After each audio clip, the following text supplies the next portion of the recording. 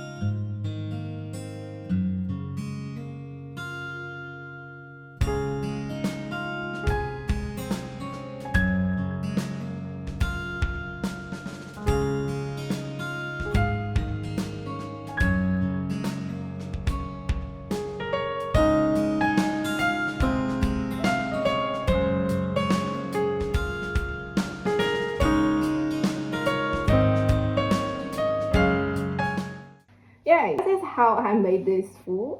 Hope everyone is lucky in the new year. And thank you guys for watching. If you made something with this method, you can comment below. I'd like to see. See you next time. Bye.